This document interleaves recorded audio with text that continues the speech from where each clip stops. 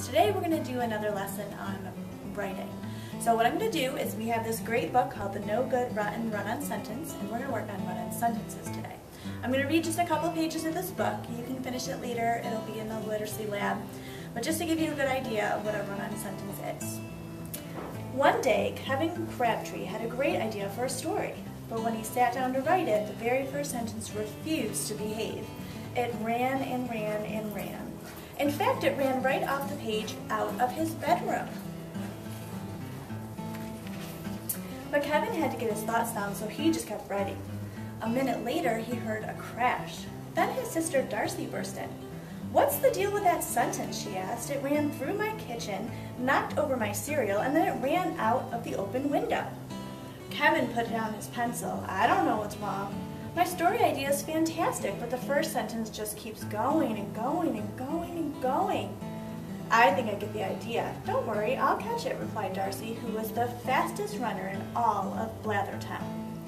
So, a sentence is a group of words that expresses a complete thought or idea, but a run-on sentence crowds too many ideas into one sentence, and it doesn't link them with proper punctuation.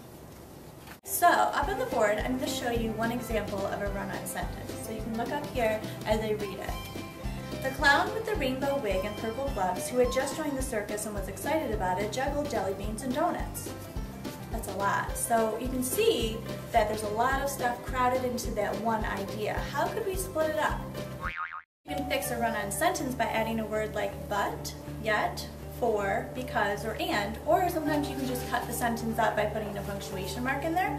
So in our example, the clown with the rainbow wig and purple gloves, who had just joined the circus and was excited about it, juggled jelly beans and donuts, we could split that up by either putting punctuation in there, or we could use a conjunction. So one way we could split this up is we could cut it up into different sentences. So we could say, the clown with the rainbow wig and purple gloves had just joined the circus, period.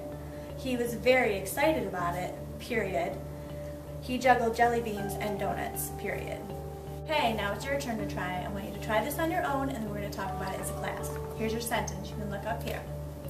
The ice cream truck played a happy tune. It pulled up to Claudia's corner. The good news was that she had 75 cents for a cone. The bad news was that the ice cream man was completely out of fudge ripple, peppermint strawberry swirl, which happened to be her favorite flavor.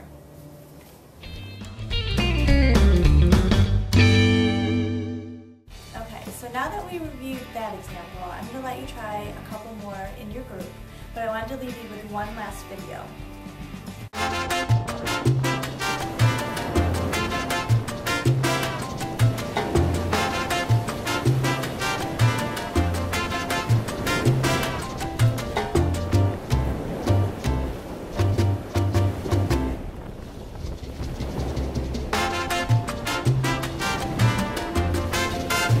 So just like that little girl who was running on the beach, what you want to remember is to run and then pause, and run and then pause. And then you'll have some really great sentences.